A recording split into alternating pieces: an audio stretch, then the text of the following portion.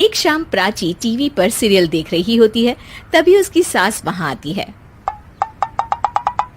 अरे सीरियल में तो ऐसे मग्न है जैसे आज रात का खाना पड़ोसी आकर बनाएंगे। मुझे पता ही नहीं था आपने अपने बेटे की शादी पड़ोस में भी की हुई है। हैं? मतलब?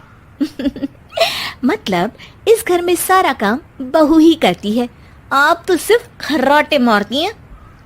अच्छा जी, फिलहाल तो तुम आराम फरमा रही हो, चलो जाओ, ये मेरे टीवी देखने का समय है।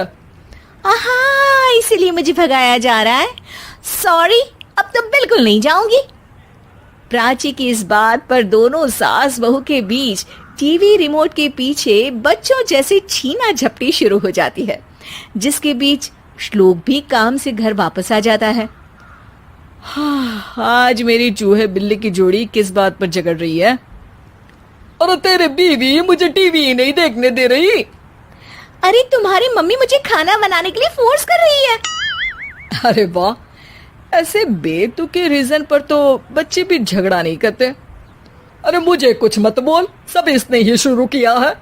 हाँ हाँ, जैसे आप तो बहुत दूध की धूली है ना। अरे बस, दोनों चुप। प्राची जाओ, खाने की तैयारी करो।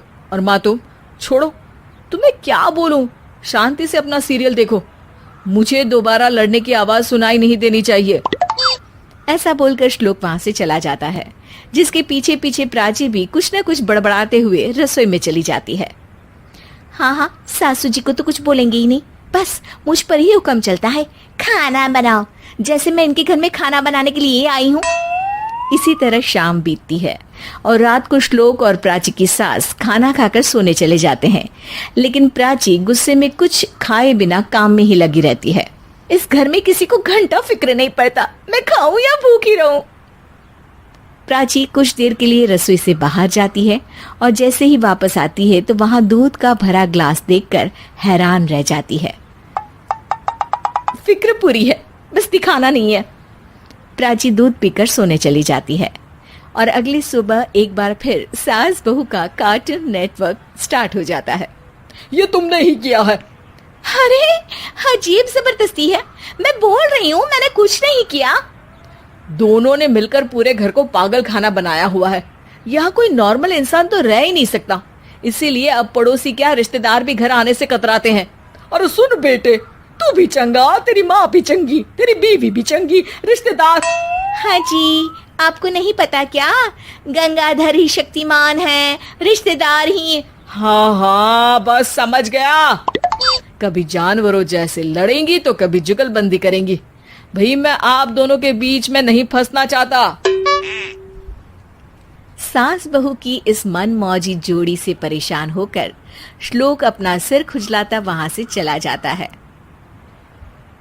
चलो अब मैं भी कीर्तन में जा रही हूँ। इस पर जैसे ही सास कमरे में अपना पर्स लेने जाती है तो वहां नाश्ते की प्लेट रखी देख मुस्कुराने लगती है और नाश्ता करके घर से बाहर निकलते हुए कुछ पैसे टेबल पर रख जाती है, जिसके कुछ देर बाद सिलेंडर वाला घर आता है। ओ मुरी मैया, मैं सिलेंडर के बारे में तो बिल्कुल भूल ही गई थी। घर खर्च के सारे पैसे भी मम्मी के पास है और श्लोक से बोला तो उल्टा 4 बात सुनाएंगे। प्राची ये सोच ही रही होती है कि अचानक उसका चेहरा चमक उठता है और वो घर में आकर इधर उधर देखने लगती है। तभी उसकी नजर टेबल पर रखे पैसों पर पड़ती है, जिन्हें वो सिलेंडर वाले को दे देती है। ये सब श्लोक देख लेता है।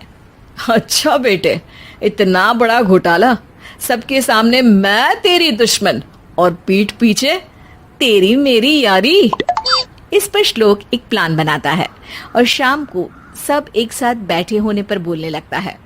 माँ, तुम दोनों की बहुत लड़ाई होती है, इसलिए मैं सोच रहा हूँ कि प्राची को उसके घर छोड़ाऊं, इससे वो भी खुश रहेगी और तुम भी। अचानक श्लोक की ये बात सुनकर सास बहू शौक से उसकी तरफ देखती है। अरे ऐसे कैसे घर छोड़ाओगे, मुझे कहीं नहीं जाना। अरे तुमने बोला नहीं पर मैंने सुन लिया, तुम्हें मम्मी के साथ रहना अच्छा नहीं लगता, मुझे पता है। अरे वो अरे, जब बहू खुद कुछ काम बोले तो वो तुझे सुनता नहीं, और अब जो इसने बोला ही नहीं वो तू समझ गया।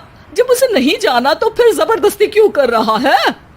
अच्छा, फिर आपको मौसी के घर छोड़ाता हूँ, बस अब आप दोनों एक घर में एक छत के नीचे नहीं रह सकती।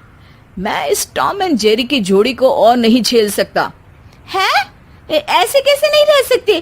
तुम्हें इतनी दिक्कत है तो तुम्हारा बोरिया बिस्तर पैक कर देती हूँ, लेकिन मम्मी जी कहीं नहीं जाएंगी। बिल्कुल यही सुनना था मुझे। अगर दोनों में इतना ही प्यार है फिर हर वक्त ये लड़ाई का नाटक क्यों करती हो? देखा मैंने कैसे माँ किचन में दूध रखती है और तुम उनके लिए कमरे में नाश्ता रखती हो, और कैसे वो पहले ही तुम्हारी दिक्कत समझकर घर में पैसे रखकर बाहर जाती है। अरे भाई, इतना ड्रामा तो डेली सोप में भी नहीं होता जितना तुम दोनों ने इस घर में फैलाया हुआ है। तू हमें टॉम एंड जेरी बोलता है ना, तो याद कर वो दोनों भी एक दूसरे को बाहर वालों की बुरी नजर से बचाने के लिए हमेशा सबके सामने लड़ते थे, लेकिन अकेले में दिक्कत के समय मदद भी तो करते थे। बस हमारा रिश्ता भी कुछ ऐसा ही है।